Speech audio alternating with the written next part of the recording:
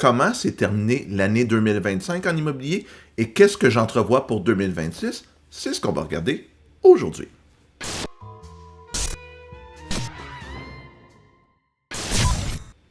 Donc, je vais passer rapidement, je ne vous montrerai pas de statistiques aujourd'hui, mais l'année 2025 a fini sur la même tendance que les derniers mois, si vous avez regardé mes vidéos. Ça faisait plus d'inscriptions, moins de ventes, des prix relativement stables. Donc, un marché encore très bon, très vigoureux. Et évidemment, le mois de décembre, c'est le pire mois pour le nombre de ventes, vu le congé des fêtes, puis les gens ont moins la tête à acheter de l'immobilier.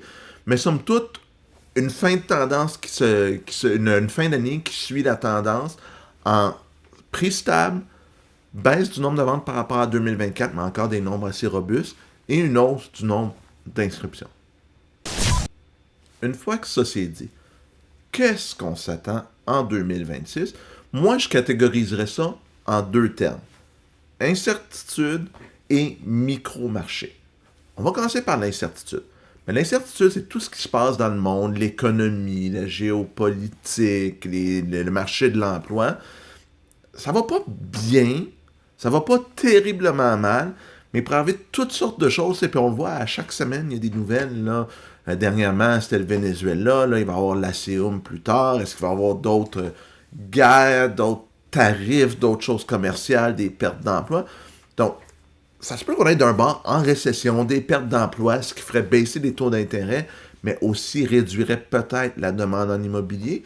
Mais si ça va relativement bien, ça peut faire une belle lancée dans le marché immobilier et garder ça stable avec des taux d'intérêt stables, parce que je pense que dans aucune de mes prévisions de boule de cristal, il y a une augmentation des taux d'intérêt.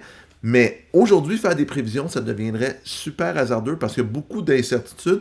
Donc, je vous dirais que le mot d'ordre, c'est surveiller les nouvelles en général et voir comment ça peut avoir un impact sur le marché immobilier, tant à la hausse qu'à la baisse. Avant de parler de mon deuxième thème, qui est les micro-marchés, moi, je pense que la tendance à la fin de l'année 2025 va se continuer, c'est-à-dire des ventes plus faibles et des inscriptions encore en hausse, ce qui généralement veut dire des prix aussi beaucoup plus stables. Donc, il n'y aura pas de baisse de prix majeure, mais je pense pas qu'il va y avoir des grosses hausses de prix. Si on se maintient dans une fourchette là, de, je sais pas, moins 1, moins 2% à plus 4%, là, moi j'appelle ça de la stabilité, surtout avec ce qui s'est passé depuis 5 ans.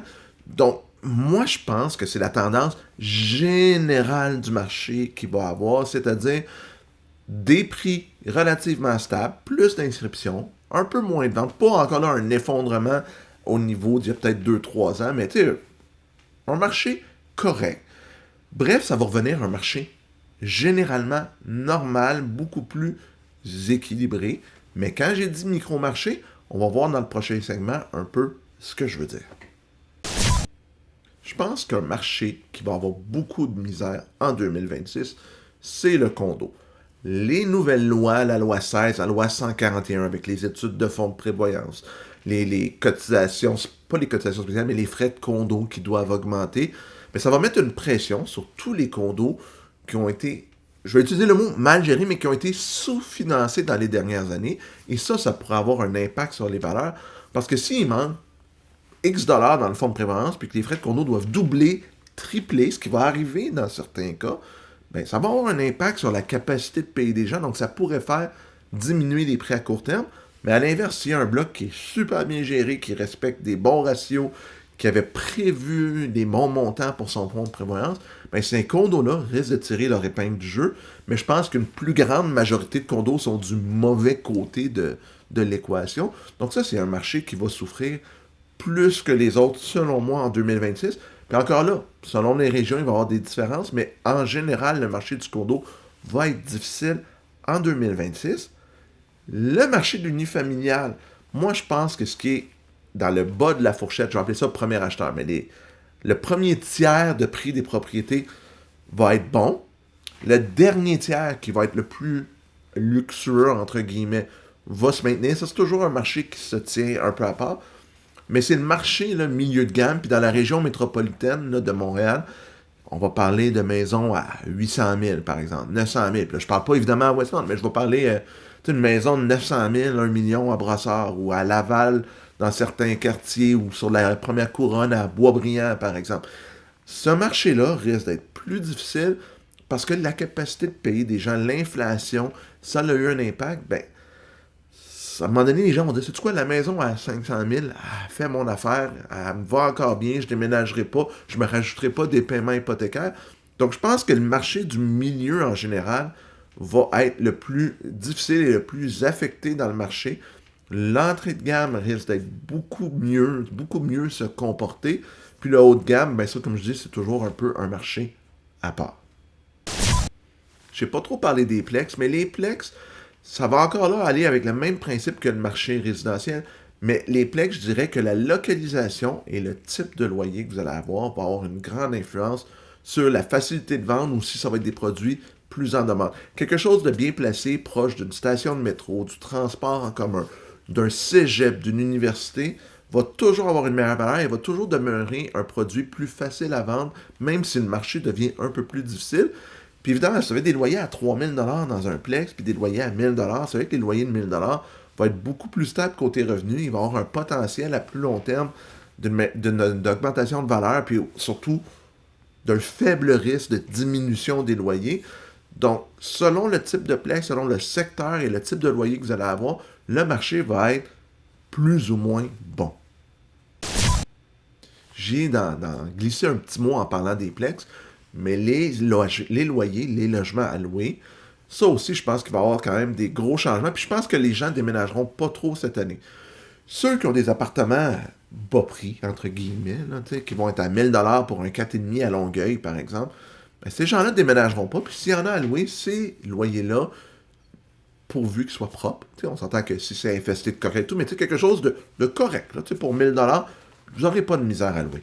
Quelque chose à 12, 13, 1400 si vous êtes locataire, probablement que les gens, à moins d'acheter une maison ou d'avoir des circonstances de vie, ne voudront pas déménager parce qu'ils ne risquent pas de trouver mieux.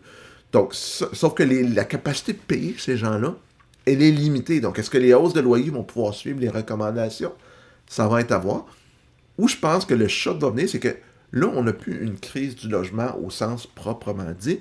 C'est-à-dire que beaucoup de loyers à 2 000, 2 500 pour des catégories, 1 700 pour un 3,5, 1600 qui viennent sur le marché. Donc, il y a une surabondance dans ce marché-là.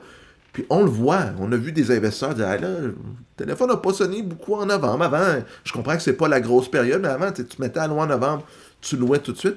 Là, c'est rendu beaucoup plus difficile de louer dans ce marché-là. Donc, est-ce que ça risque d'affecter la valeur des loyers? Moi, c'est ça que je vais surveiller. Parce que quand on voit des projets, des fois 200-300 unités qui arrivent sur le marché, à 2 500 de moyenne, y a-tu tant de gens qui veulent aller habiter là et qui peuvent se payer ça? Moi, j'ai un gros doute. Ça revient à ce que je disais tantôt. L'inflation, la capacité des gens de payer. Moi, je pense que c'est ça qui va vraiment guider le marché du logement et qui risque de faire mal aux locatifs moyens et haut de gamme. L'inflation est probablement ce qui va limiter le plus l'augmentation des prix parce que les gens ont atteint une capacité de payer qui ne peuvent plus augmenter. Il y a une limite. Quand on est rendu à mettre 30-40% de notre revenu dans l'habitation, si les prix continuent à monter, ça va devenir un enjeu beaucoup trop grand. Donc là, les gens se limitent, font des sacrifices, mais ils disent, sais-tu quoi, je ne déménagerai pas, je n'achèterai pas. Donc, ça risque d'avoir une influence sur la demande et donc de limiter la hausse des prix en 2026. Puis ça vient, cette inflation-là, cette difficulté avec le coût de la vie-là, ça vient nourrir l'incertitude qu'on a. C'est les gens qui disent hey, j'ai pas beaucoup d'argent, je vais faire super attention, puis là, on le sait pas, je vais-tu perdre mon emploi parce qu'il y a une renégociation de la CEUM, puis là, ma compagnie va peut-être fermer ou couper des postes. Donc, c'est un peu ça qui va guider les prix dans le marché immobilier, c'est que les gens vont être très prudents, selon moi, en 2026, ce qui va limiter notre hausse des prix, ce qui va limiter le nombre de ventes. Et certaines personnes sont rendues à une étape où ils veulent vendre, où ils n'ont pas le choix de vendre. Donc, ça fait augmenter l'offre sur le marché. Donc, le marché risque de revenir généralement à l'équilibre ou même à l'avantage des acheteurs dans certains produits et régions. J'aimerais vous entendre sur ce que vous pensez qui va arriver avec l'immobilier en 2026. Mettez-le en commentaire, ça me ferait plaisir de vous lire. Si vous avez aimé la capsule, faites un pouce en l'air, ça serait super apprécié. abonnez-vous à la chaîne. On va continuer à mettre du contenu immobilier régulièrement en 2026. Puis on se revoit la prochaine fois pour notre capsule. À bientôt tout le monde!